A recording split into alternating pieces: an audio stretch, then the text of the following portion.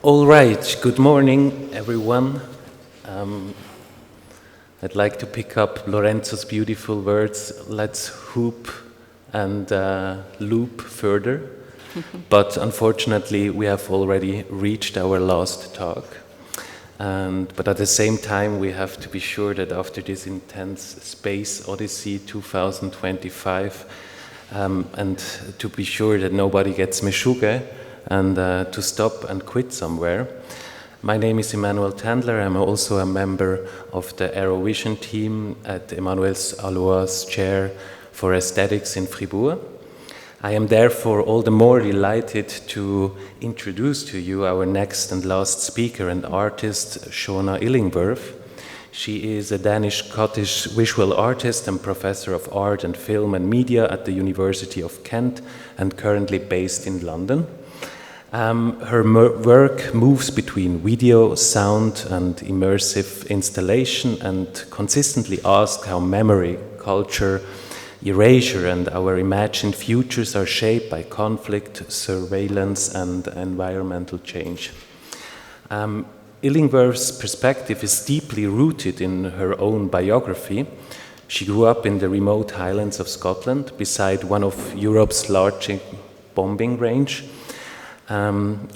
This militarized landscape, of course, left a lasting impression. It shaped her visual and I would say especially auditory sensitivity to how violence from above reshapes not only territory but also human consciousness, emotional and bodily experience, and of course collective memory. Her most significant recent work, Topologies of Air, explores the sky as both a cultural horizon and a site of intensifying threat. This fascinating multi-screen installation we are all going to watch later in one of the oldest European cinema, as we learned 2 days ago. Yeah. It was established like 1908 or 4. Yeah. Weaves together archival footage, scientific visualizations, and testimony from a wide range of voices. A defining feature of Illingworth's practice is her interdisciplinary and field-grounded method. One of her most ambitious projects is the Airspace Tribunal, co-founded with the human rights lawyer Nick Grief. Through international hearings in London, Sydney, Toronto, Berlin, and hopefully soon in Malta, as we just heard, maybe together with Lorenzo, it has gathered testimony from experts and witnesses to argue for a new human right, the right to live without physical and psychological threat from above. So, Shona, so good to have you here, and the voice is yours. Thank you. Thank you very much for that wonderful introduction, and so concisely captured what I do. Wonderful. I will expand a bit in this presentation. But I would like to thank, of course, all the organizers for inviting me, and especially also for what I know was quite a lot of extra work to screen Topologies of Air, and then finding this beautiful cinema is really fantastic. It will be the first time that this piece of work is shown on a single screen in a cinema, because normally it's designed to be seen in a immersive gallery space with multi-channel sound and 3 screens, but I think that it will work very well there, so I'm looking forward to that. And I would also like to thank everyone who has presented and discussed in these past days. It's been incredibly rich, and it will take me quite some time, I think, to digest everything. So, as Emmanuel said, my practice involves working with people across many different disciplines, but also, very importantly, with a wide range of experiential knowledge. And I have been doing this for many, many years. And my concern with issues of violence and threat, and also the complete transformation of our experience of the expanse above us, does date back to my childhood, and I will talk a little bit about that at the beginning of this presentation. I would like to discuss the Airspace Tribunal and how it intersects and relates to my work, Topologies of Air, and in the process talk about the interaction between art practice and human rights, and a kind of co-production of a human right, a proposed new human right, the co-creation of a proposed new human right, and how that is in the process that these two projects have evolved, challenge a traditional state-centric view of how international law is created, and the kinds of knowledges that shape the creation of the proposed human right, and by extension, the kind of legal frameworks that I would argue need to develop in order to offer much greater focus on what is happening on Earth, both the humans and ecologies and life worlds, with what is happening from above. And so while there's been a lot of kind of focus on the view from above down, very much like Lorenzo, I want to also situate us on the ground. The other thing I'd quite like to, and there are many things I'd like to talk about, but I would like to talk about a couple of other things. One is to expand also on what Lorenzo has introduced, is the psychological harm, but also the interaction between the psychological impacts and the physiological impacts, and very importantly, the transgenerational impacts. So in some sense, I also want to talk about intergenerational justice as a kind of sub-theme of this presentation. But first of all, I would like to return to the Highlands of Scotland, where I grew up. So I grew up in a landscape, this is the landscape I grew up in. It's a very remote part of the Highlands of Scotland in the northwest corner. It has massive, vast expanse of sky, huge horizons. And I want to return there because I want to talk about having grown up on the edge of one of NATO's most important, to NATO, live bombing ranges. So it is a range used for military training. It's highly prized by NATO because it's a 360-degree range, which means it can be attacked from any position. And it's also a range where NATO can undertake very complex land, air, and sea exercises, and now, of course, utilizing infrastructures in outer space. It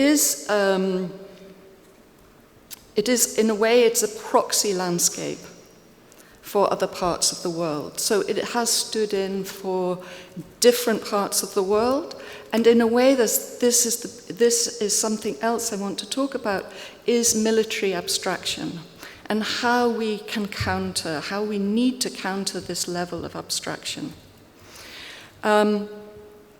So my experience as a child is very much that we would be in this kind of landscape that I've just shown you, and then at any moment you could have GR4 jets come screaming through that landscape to drop 1,000-pound live bombs just off the coast. And the sonic impact of that is intense. But it's not only the sonic impact, it is the sense that the sky becomes an oppressive lid over your head. The whole sky collapses. And the impact is on your body, it's in the buildings, and it reverberates for quite some time afterwards. And as Brad, I think you mentioned, it also affects other living beings in that environment. So NATO undertake this, they're called the Joint Warrior Military Exercises. And I think what I'm trying to kind of convey is how your spatial world is completely and utterly transformed. by this kind of military presence. It's physiological, it's psychological, it's perceptual, it's phenomenological, it's cultural. It's also to do with a sense of human agency. And some years later, I was filming for making a film, and I was filming in the bombardment range control tower. And a forward air controller called in 3 GR4 Tornado jets to undertake what's called a show of force. And a show of force is a military tactic where fighter jets are brought in very, very low over civilian areas to terrify civilians and disperse populations under the pretext that they are there to reveal enemy combatants. And I was in this control tower, and what I wasn't told was that we were the target. And so within a split second, I had these 3 GR4 jets come very, very low, so low that I could see the pilot of one of the jets before they moved off. The physical effect was immense. It took me 48 hours, actually, to sleep, for my body to settle. And I'm going to talk about cortisol and adrenaline a bit later when I talk about anticipatory anxiety and expand a bit on the physiological and long-term impacts of this kind of a condition that civilians are increasingly living in. But for me, I knew the force wasn't hostile. And that's a very important distinction. And I mention this because I want to not consider the view from above, but to consider the cultural, social, and environmental impacts of the devastating experience and consequences of being subjected to unrelenting aerial violence and existential threat from above. I think modernity's representation of the sky as open and empty, I would argue, performs acts of cultural erasure that support the military's expanding abstraction and instrumentalization of airspace and outer space. And in my earlier work, actually this is the building, I don't have time to talk about this, but I grew up in one of these buildings. My early work, Lesions in the Landscape, explores the future consequences of amnesia and cultural erasure in the context of colonialism, military expansion, and marginalization. The St. Kilda Islands of the northwest coast of Scotland were inhabited for over 4,000 years. They were the source of much kind of fascination by Victorian travelers in search for the oceanic sublime. St. Kilda is also the site of a radar station for a complex weapons testing range for the use of military and arms manufacturers. And you can see here that St. Kilda has joint World Heritage status for a cultural status and also for its biodiversity. And the conservation of St. Kilda and the fascination of the islands and its kind of iconic status as a place where a former civilization suddenly abruptly ended, in many ways conceals the presence, the military presence, because it doesn't fit within that narrative. So the military range is run by Kinetic, and they now describe themselves as a system-agnostic technology and engineering company working across modeling, simulation, and live evaluation.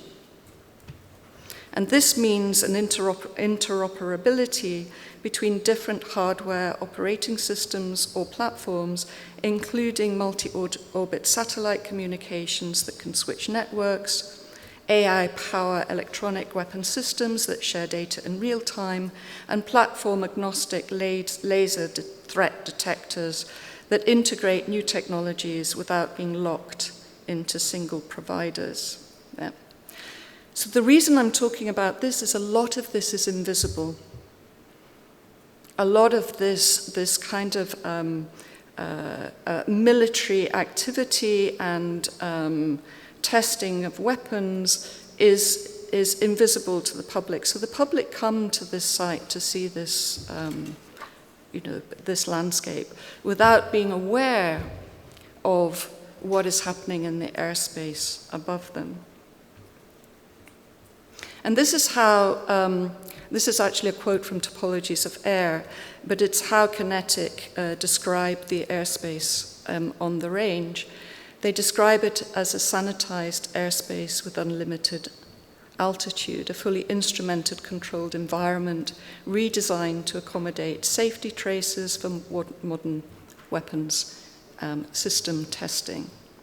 So effectively, this is a huge cultural erasure of the meaning of the sky, of that relationship to the location, of its deep cultural history and importance to people in that area. It's a complete detachment and instrumentalization, territorialization of this volume of space.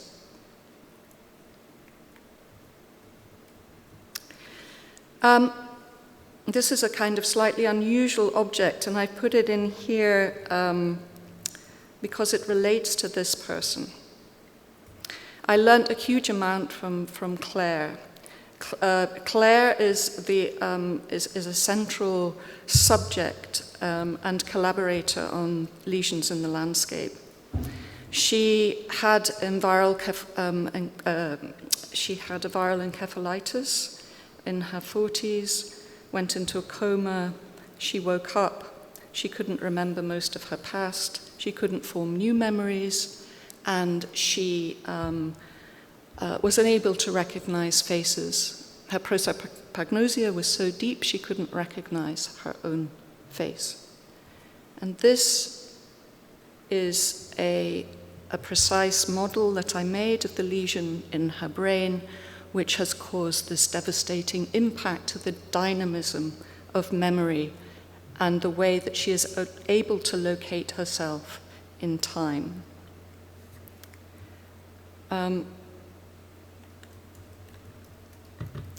Claire describes her existence as the past existing as a space you can't enter or feel, and the future a space you can't imagine. And I mention this because I think it's extremely important to consider how memory and imagination are completely interconnected. How we remember has a huge impact on how we imagine the future. And if we can't remember, actually we can't imagine. So Claire is locked in a petrified, perpetual present. And the reason I mention this is because I think these acts of cultural erasure, these acts of silencing, these acts of not listening and not providing space for those voices of people who are directly affected by what is happening above is an incredibly important dimension of the way in which we understand the development of what we might call air power or military expansion, or this continual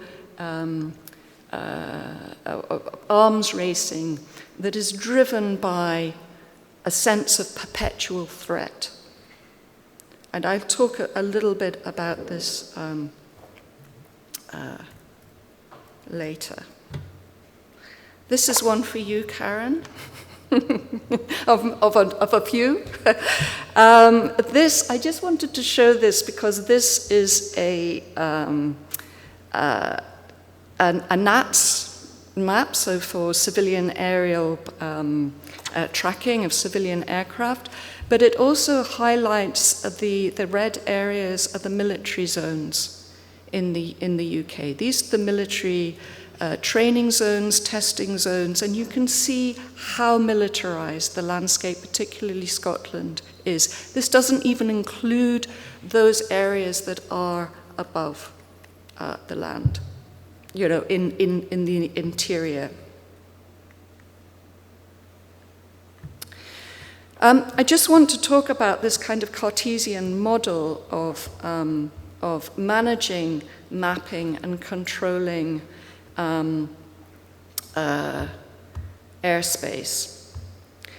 So the established legal frameworks for defining airspace rely on an older Cartesian model where airspace is viewed as open and empty and is mapped into territorial zones, which we've heard from Lorenzo also speaking about this. The legal framework for airspace was established in the 1940s, and from outer space dates from the 1960s. And of course, they do not account for the scale, reach, and proliferation and compounding impacts of current accelerating and emerging threats from above. And I won't go, I mean, maybe you would like to ask me later how we came about the Airspace Tribunal, but the Airspace Tribunal really identified that one area urgently requiring development within the kind of broader legal framework is the human rights dimension of airspace and outer space. And just for a kind of an expanded perspective on this, this is a map that took me 3 months to make. It's a map of all of the military exclusion zones and controlled zones globally, and there are some very peculiar parts of that map, as you can see in the Arctic Circle, this kind of line. For contrast, I wanted to show you a map of the no-fly zones that were established temporarily for civilian protection, for protection of civilians on the ground. And you can see the stark difference between the way in which airspace is understood, controlled, and territorialized.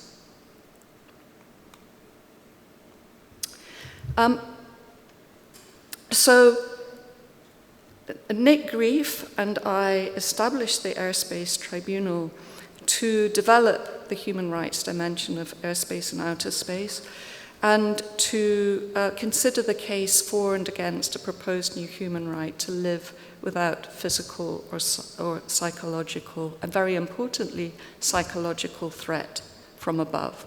Just a note that there is enormous gaps in the contemporary legal framework: international criminal law, international human rights law, international humanitarian law. There is very, very, very little recognition of psychological harm or protection for psychological harm. So this was a major part of the work of the Airspace Tribunal, was to address this gap. There are a number of other gaps which the proposed new human right addresses. So Nick we established the Airspace Tribunal together. He is an expert in international human rights law, in international airspace law, in the legal status of nuclear weapons, and also in the right to civil protest. So he has a very, very long history of working in these fields. And I think it's very important that we do not forget nuclearism and the huge expansion and transformation of the discussions around nuclear deterrence that are happening now and are extending into outer space. But I just want to play this short clip, which was a foundational representation. This is the ICJ, the International Court of Justice.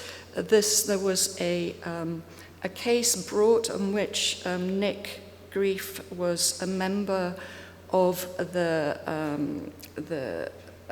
legal representatives of the lawyers that represented the Marshall Islands in a case that took India Pakistan and the UK to the International Court of Justice, charged with not adhering to the non-proliferation of nuclear arms treaties. And this is Tony de Brum, who was the representative of the Marshall Islands. And this is his opening address at the, in the case between the Marshall Islands and Pakistan. So actually, I think you just click on it to play. You'd click on the file. No, it's embedded in the, so if you click on the, yeah, there. The slide. You just can't click Yeah, on the you slide. need to go to 940, sorry. You need to go to 940. It starts at 9:40, right?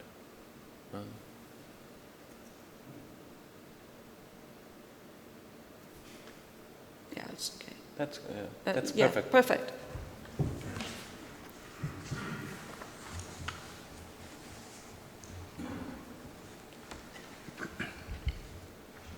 Mr. President, members of the court, it is again a privilege and honor to appear before you as co-agent for the Republic of the Marshall Islands, this time in the case of Marshall Islands versus Pakistan. Yesterday was a beautiful morning here in The Hague that featured a picture-perfect snowfall. As a tropical state, the Marshall Islands has experienced snow on one memorable and devastating occasion, the 1954 Bravo tests of a thermonuclear bomb that was 1,000 times the strength of the Hiroshima bomb. When the explosion occurred, there were many people, including children, who were a far distance from the bomb on our atolls, which, according to leading scientists and assurances, were predicted to be entirely safe. In reality, within 5 hours of the explosion, it began to rain radioactive fallout on Rongelap. Within hours, the atoll was covered with a fine white powder-like substance. No one knew it was radioactive fallout. The children thought it was snow. And the children played in the snow. And the children ate the snow. So one can understand that snow, while beautiful, has a tragic and dark history in the Marshall Islands. I will speak more of the Bravo explosion in a few minutes. Thank you. But So I play this very moving account of the impact of the Bravo test in the Marshall Islands, because the dominant image we have of that is the spectacular, iconic, enormously seductive image of the mushroom cloud. And what that erases is not just the present moment of the impact of that explosion in the Marshall Islands, but is the impact of that across generations. The Marshall Islands are now dealing with rising sea levels, which are threatening the very, very poor concrete containers that contain the waste that comes from numerous nuclear testing in the Marshall Islands. And we can say the same about, not the same, but it is an issue also with Hiroshima or Hiroshima. It's often talked about as a particular moment in time, as somehow isolated in history, and yet people in Hiroshima, both culturally, socially, geopolitically, are dealing with the enormous complexity of living with that history in their bodies, in the social infrastructure, in the geopolitical relationships with other parts of the world, with a kind of inhibition of the ability to talk because of the geopolitical dependency, for instance, on the US within that region. And I think it's incredibly important to understand that, to understand the reverberations that come from the past. The patterns of colonialism, for instance, would be a perfect example of the attitude and approach and territorial activities happening in outer space, but also the consequences for future generations. With the, sorry, I know time's very short, so I think I will move on, but what I would like to say is that Conor Geraghty, KC, so he's a lawyer and legal scholar in the UK, but very well respected. He has talked about human rights. This is a quote where he was one of the speakers in the first hearing we had, and he talks about human rights as a project of making the invisible visible. And he asks, where have rights come from in the past? Where has the rights for people with disabilities come? It has come from activists, from civil society, from collectives, making and bringing people with disabilities into view. And with that, all of the kind of the fight for justice. The other thing to say about human rights is that we work very much on the principle of human rights as a living instrument, which is this sense that human rights need to evolve in relation to the world that we're living in order to have any kind of value and effect. But the third very important dimension of the Airspace Tribunal, as I said before, is that it brings very, very different knowledges together knowledge and experience in order to shape the proposed new human right. And this is the function of the Airspace Tribunal hearings. And it is also very important to say that there is a challenge to the hierarchy of knowledge in the way that the hearings are structured. So the Airspace Tribunal had its first hearing at Doughty Street Chambers in London, which is a very important barristers' chambers that have, it's the first independent chambers, and it's very well known for its work internationally in human rights law and international criminal law. And you can actually see Conor Geraghty on the top left with Mark Seeley. The hearing, we had a counsel to the tribunal, who is Kirsty Brimelow, KC, who is also a very senior, extremely experienced human rights lawyer. And her role was to ask the people who gave the evidence or presented questions and then facilitate questions from the public. And the public were the judges. So in a way we flipped the hearing. We didn't have a panel of judges. The public were the judges, and there was a kind of symbolic vote at the end of whether to vote for, against, or abstain for the proposed new human right. Each person who spoke considered the case both for and against from their own perspective. And we had, here you can see there were many, many people speaking at different hearings from all over the world. So people gave evidence on, for example, the weaponization of weather, global governance issues of proposed large-scale geoengineering projects, the intersection of contemporary global slavery and ecocide, and the need for human rights organizations and defenders to maintain access to satellite imagery. I mean, this is a growing problem with the corporatization of the infrastructure in low Earth orbit and in outer space is the kind of increased securitization of that image and data, and also paywalls, which are inhibiting access to very important imagery and communication systems and ways of understanding what is happening on Earth and in the atmosphere and for climate change and all of these things.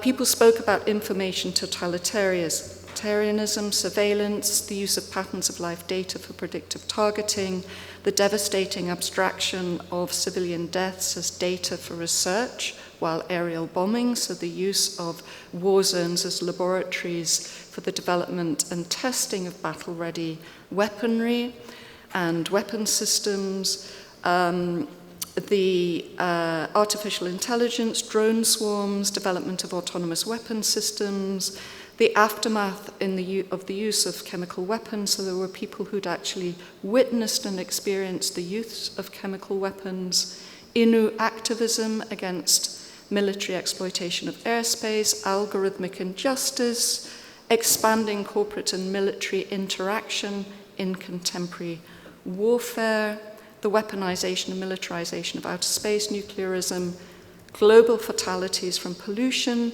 the use of pesticides against Afro-Colombian and indigenous communities, so spraying as a form of violence, a pesticide spraying in the Amazon forests of Colombia, and also, very importantly, evidence from people who've been subjected to aerial violence, including Omar Mohammed, who I hope to have time to play for you later, on the dehumanization of civilians as collateral damage in the battle for Mosul, Adel al-Mantari, sole survivor of a US drone strike on civilians in Yemen, Abra Mechmechia, on the long-term psychological impacts on children and young people in the war of Aleppo.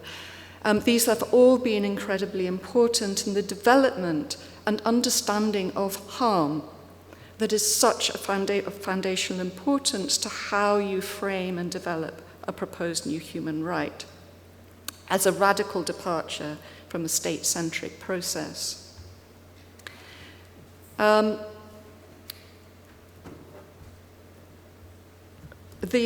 hearings were all recorded and transcribed, and the hearings these transcriptions form the drafting history of the proposed new human right. And alongside that, we held very high-level meetings with the military in the UK, and also brought very senior military lawyers together with human rights lawyers to discuss very specific aspects of the proposed new human right within the existing legal framework.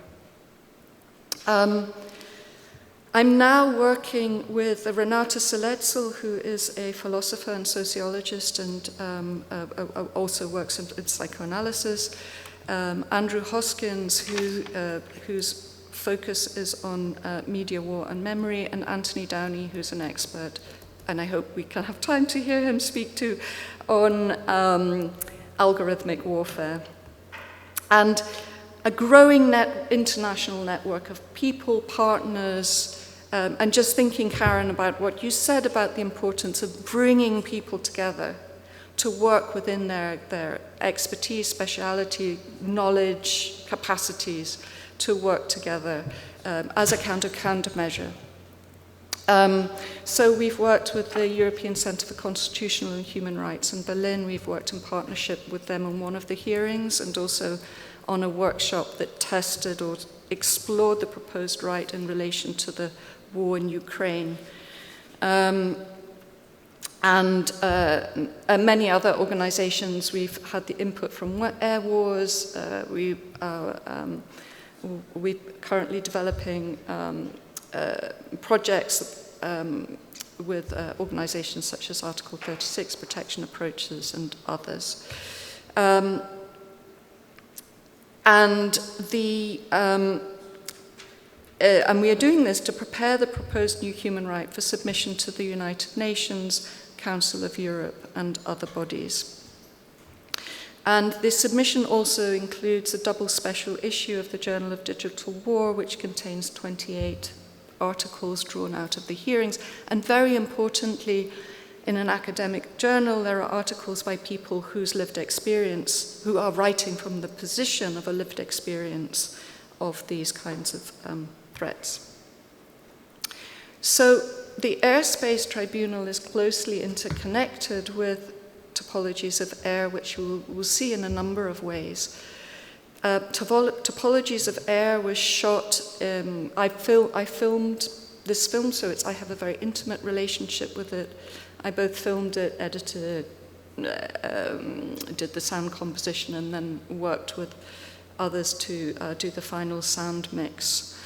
And it involved working with a lot of collaborations and a lot of quite extraordinary people in different parts of the world. This is a scene from the oil fields in Bahrain, and on the left you have a worker working on an archaeological site. It also involves, it includes voices from the Airspace Tribunal, and it also includes voices from people in the Gulf at a series of sky forums that I organized. And it sets out to address the politics of scale, challenge military abstraction, and articulate the deep cultural histories, complexity, and compounding threats that impact the atmosphere and space above. So you hear about early fantasies of flight, and from survivors of the atomic bombing in Hiroshima on the long-term impacts, on the military exploitation of the electromagnetic spectrum, transboundary pollution, light pollution, loss of access to the ancient sky, the weaponization of outer space, ideas of decolonizing the sky. And an example of the many scalar interactions in this work is perhaps a description of the complex interaction of radioactive materials, nutrients, and chemicals on fine particles that fill the air. This is a description of a grain of sand that forms part of the large dust storms, increasingly large, that are affecting the Gulf region due to climate change and war, which has polluted, toxified, and broken the ground in Iraq, Kuwait, and Syria. I'm going to speed ahead a bit, actually. Hold on. So this, you can see, is an installation in Sukrana and Ljubljana, which was the last place that the exhibition has been shown, but it's been shown in Bahrain National Museum, in Houston, in Toulouse, Toronto. It's moving around, and every showing also has a large public program of debate and discussion that bring many different people together to discuss the transformations of this space above our heads. Here are some stills. This is from the Hiroshima section. How long do I have? Not much, like final round. But I mean, it's a good bridge to the screening. Okay. Yeah, exactly. Okay. So, I just want to talk then about one thing. I'll go through this very, very quickly, all right? Because I think the film will speak for itself and you'll be able to get this. Yes. One thing I really would like to talk about is the objectification of civilians as collateral damage, and how this excludes the long-term reverberating effects of civilian harm, while further adding to psychological damage. So the dehumanization of civilians is further exacerbated and accelerated through the development of greater machine autonomy and warfare.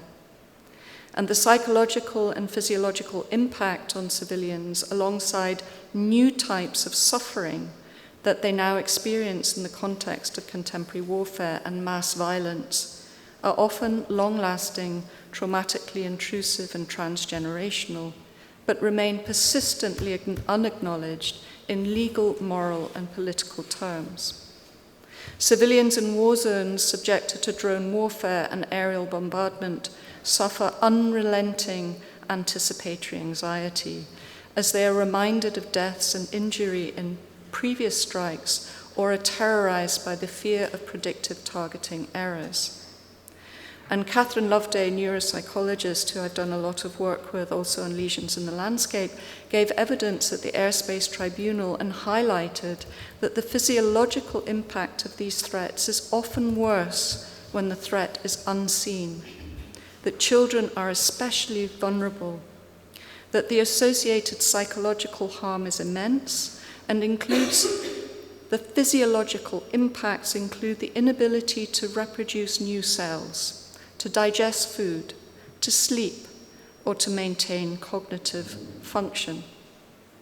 It's also very important to note that anticipatory anxiety, going back to what I said right at the beginning between the relationship between memory and imagination and projection into the future, is that the experience of an imagined attack is as intense as an actual attack, that in terms of how it is experienced can be as intense.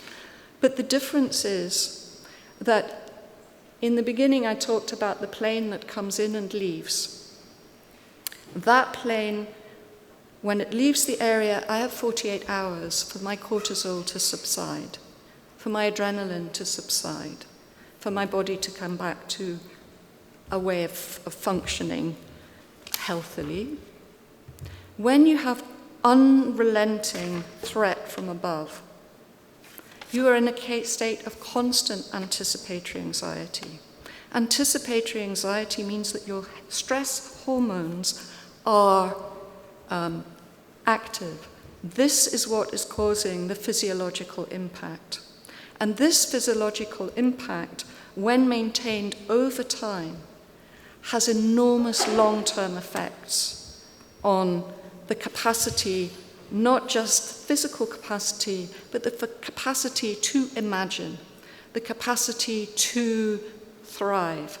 It has economic, social, cultural, psychological, and intergenerational impacts. So understanding these, it also increases, it's not just at the physical level. It often comes with mass vulnerability to displacement, starvation, long-term instability, and long-term mental harm.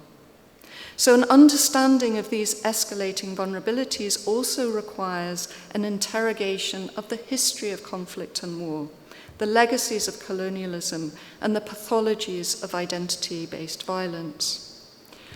The alarming acceleration of the use of artificial intelligence and algorithmic decision-making in the identification of increasingly large numbers of human targets, and I'm thinking very specifically about Gaza here, but what is happening in Gaza is not contained to Gaza. This is happening globally.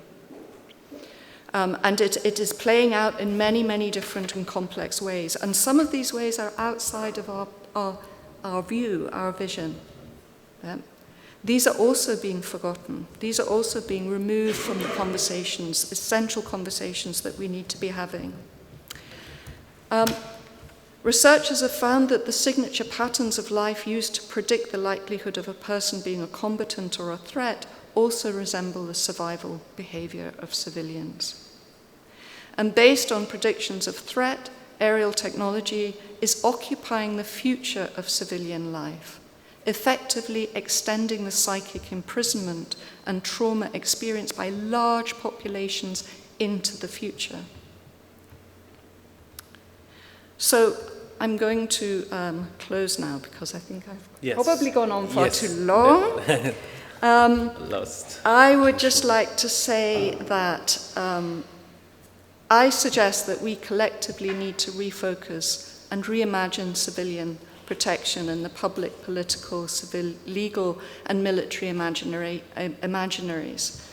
And by civilian, I mean civilian in the context of war, and by war, I'm not talking about the kind of idea of closed wars. I'm talking very much about what Lorenzo is talking about, is the expansion of warfare and militarization into every single aspect of everyday life. And maybe that's something I can talk about in a bit more detail if there's time for questions. And also the civilianization, what is called the civilianization of the battlefield.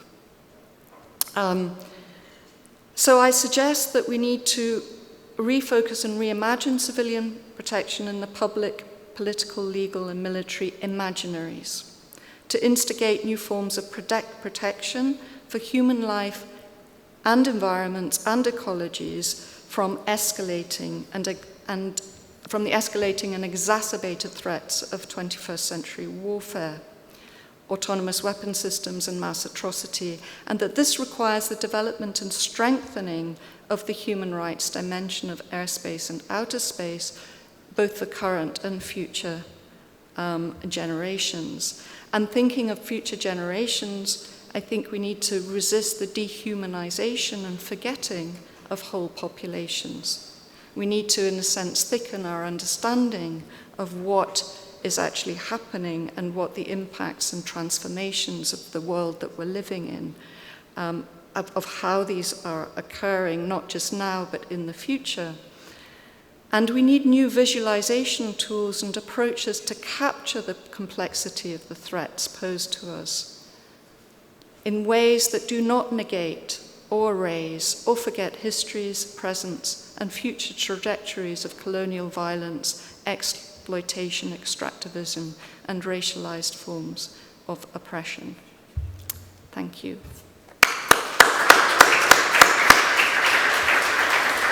Yes, thank you so much, Shona, for this fine selection of your rich material and, at least as important, your deeply researched insights and, of course, captivating artistic realization of your material and political work of gathering people together. But we're going to be touched by it later on as well. Right now, we're open the floor for questions. Brad? We don't have much time, so please be very concise. And I will be 100% honest. It's not really a question. I just wanted more to share appreciation. And I wanted to add one thing, is that when we think about these drone technologies and we think about quantifying warfare, very often from the viewpoint of the military-industrial complex, what surgical warfare allows is to justify killing on the pretense of being more surgical, more precise, having less collateral damage. So that is one thing. And I think it's completely consonant with what you said. I just wanted to add it. But the other thing I wanted to really thank you for is you had this statement about the relationship between remembering and imagining. And initially, I actually disagreed with you because the thought that came to my mind was what we call entoptic images. Right? And entoptic images are when you close your eyes, you will see shapes on the inside of your eyes. And in cave art, so parietal art, most of the art is actually entoptic images. Right? So we have some animals there, but mostly entoptic images. And one of the things that I think that we do when we remember is not just remember these outward things, but what's inward. And I think the role of the artist is creating this kind of art that we can all remember out of those entoptic images. Right? And I think you did this brilliantly with your images. And so I just wanted to share that since we're going into a cave. And I thought it was a wonderful moment that you shared with me, but I think you didn't know you shared that with me. No, thank you. Thank you.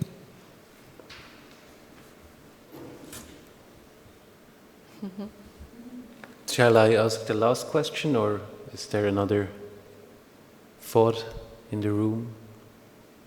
Wow.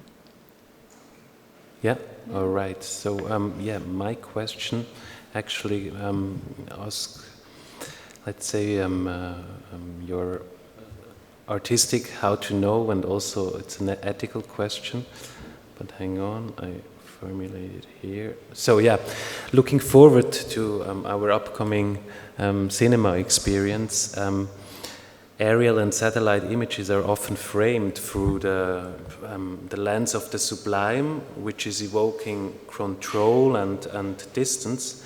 How might this aesthetic framing actually suppress the traumatic histories and lived experiences on the ground, and in what ways can your practice or artistic practice in general reinscribe the memory into these elevated perspectives? So the first thing I would say is that, you know, there are enormously rich, various, complex and deeply held understandings and relationships to the sky and to airspace. They exist already, and they are also evolving constantly.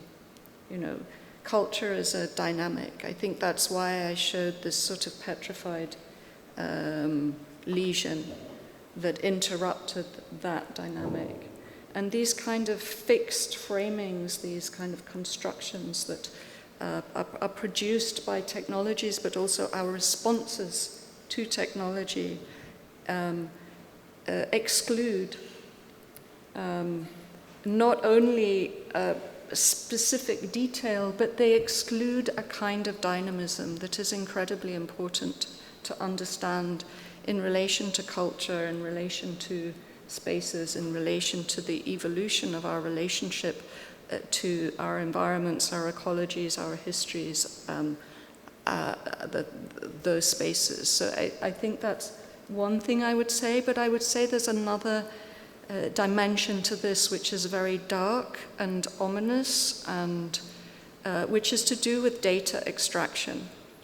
It's to do with the scraping of all of the details of our lives and our complicity in the training of large language models and the systems of algorithmic warfare and targeting that are driven by the military imaginary of threat everywhere, perpetual threat that can come from any part, any domain, that is aligned with the desire for dominance. And that dominance fueling a kind of arms racing and a kind of technological kind of trajectory that is sucking absolutely every detail of our lives that is able to be, that has a capacity to be datafied. So in the West Bank at the moment, it is those systems cannot understand dialect, and that's not available from your mobile phone. So the kind of listening devices that are used in order to extract that, in order to train large language models, are listening in on intimate relationships between people in their homes. And I think we need to understand that relationship as well. That and the fact that, you know, this blurring of the boundaries between, I mean, we've talked a lot about this is a civilian domain, this is the military domain. That's gone. Okay.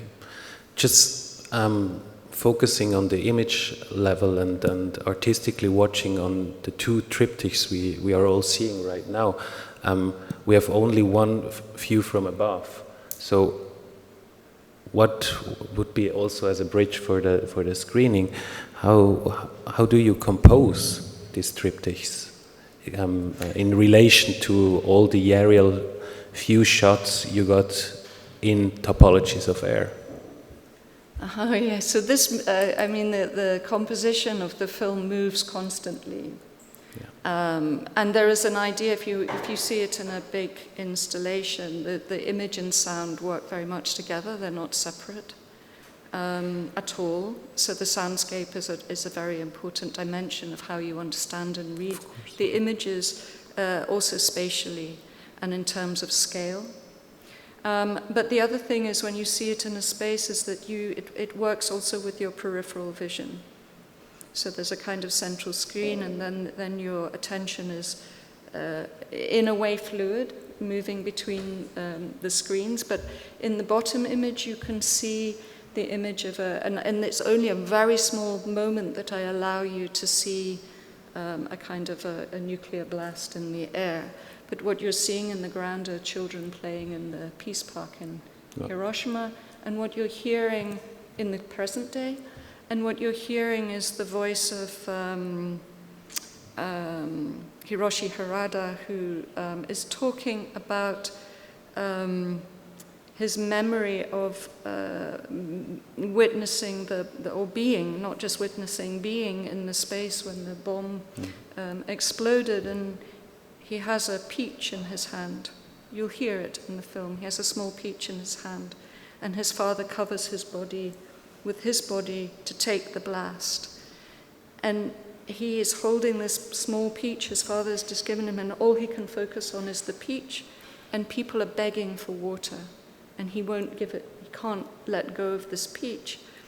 And then he kind of expands to talk about the numbers of people who died, but also the huge kind of community that was destroyed, relations between people, so it expands out.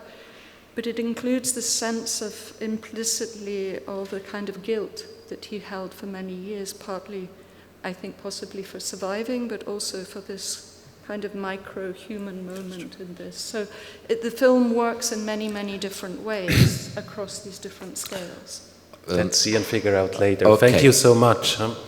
I hate to be rude and to act as the white rabbit, but we need to go, or we are not allowed to watch the movie because the cinema, they are working free on a Saturday morning. So just thank you very much for these 3 days. Thank you very much, Shona.